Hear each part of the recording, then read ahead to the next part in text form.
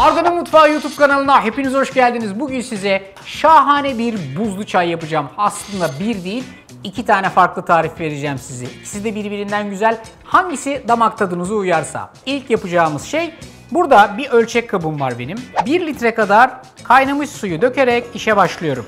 1 litre suyun içerisine 3 tane klasik usul poşet çayı atıyorum. Bunun içerisinde hafifçe demlenmesi için bunu kenara bırakıyorum. Çay burada demlenirken diğer hazırlıkları yapacağım. 2 tane limona ihtiyacım var ve böyle bir limonun kabuğunu çıkaracak zestra. Yoksa bıçakla da alabilirsiniz. Limonun kabuğunu ince uzun parçalar olacak şekilde içindeki beyaz olan kısmından ayırmanız. Limonun kabuğunu alın, beyaz kısmını limonun üstünde bırakın.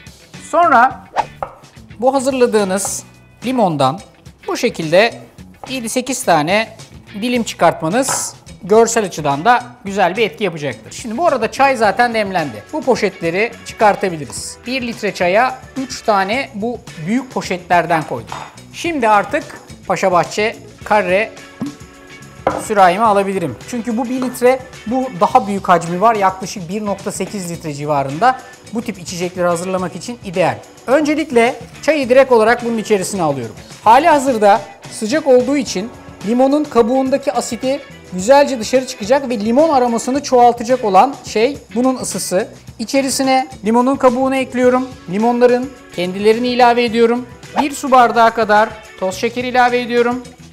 2 tane karanfil, özellikle bu tomurcuk kısımlarının üstünde kalmasını istiyorum ki lezzet olarak bütün karanfil tadını içerisine ilave etsin diye. 2 tane de karanfil, bu iş tamam. Şimdi her şeyi güzelce bir karıştırıyorum burada. Şeker tamamen eridi. Artık naneleri de içine koyabilirim. 5-6 dal taze naneyi içerisine ilave ediyorum. Isıyla beraber nane bütün aromasını buradaki güzel, lezzetli buzlu çayın içerisine bırakıyor.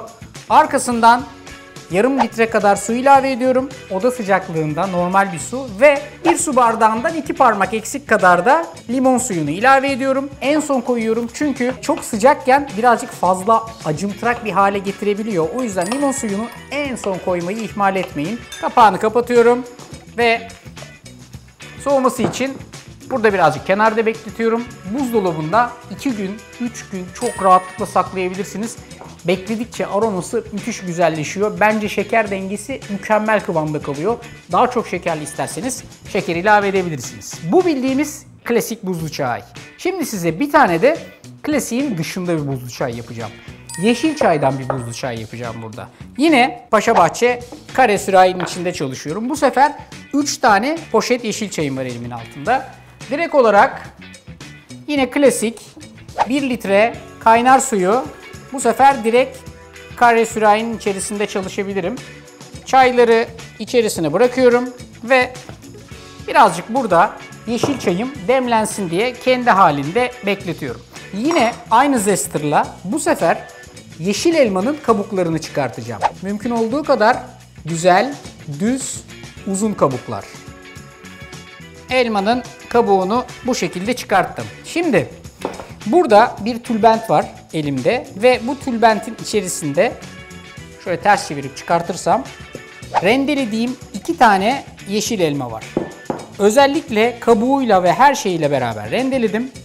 Çünkü bunların mümkün olduğu kadar suyunu çıkartmak istiyorum. Bunu çıkartmanın en kolay yolu bu. İşte burada gördüğünüz gibi. İyice sıktım ve elmanın bu lezzetli suyunu ortaya çıkarttım. Şimdi artık buradaki her şeyi çaylarla birleştirebiliriz.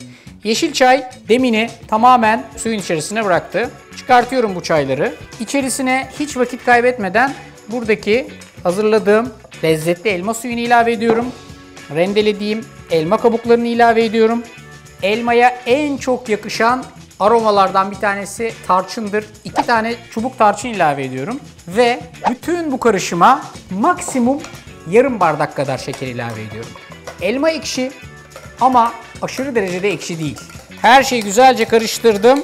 Şekeri de bunun içerisinde erittim. Şimdi bu tarife daha fazla şeker koymaya hiç gerek yok. Yarım su bardağı gayet güzel ve yeterli bir ölçek oluyor. Çünkü alttan hafif tarçının o lezzeti, elmanın güzel tadı ve yeşil çayın böyle kendince var olan aromasıyla beraber bence kıvam yeterli oluyor.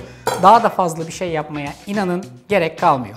İçerisine arzu ederseniz burada dilimlediğiniz elmalardan birkaç tane atabilirsiniz. Ve birazcık nane, fakat bir önceki tarif kadar çok değil. Burada baskın olan aroma işin içerisine koyduğumuz tarçın ve elma ve hatta birazcık da yeşil çay.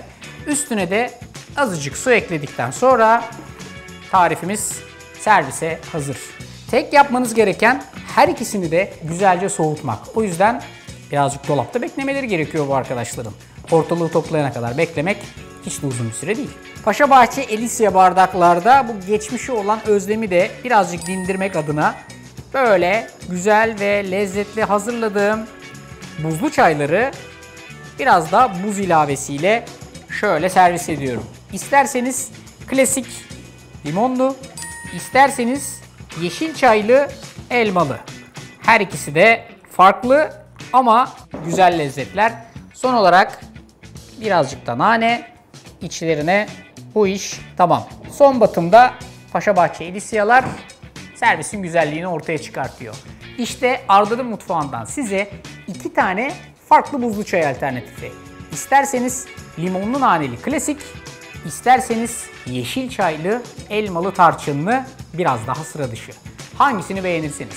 Tarifleri uygulamayı, mutlaka soğuk tüketmeyi ve kanala abone olmayı sakın ihmal etmeyin çünkü bu soğuk çaylar kaçmaz. Hepinize afiyet olsun.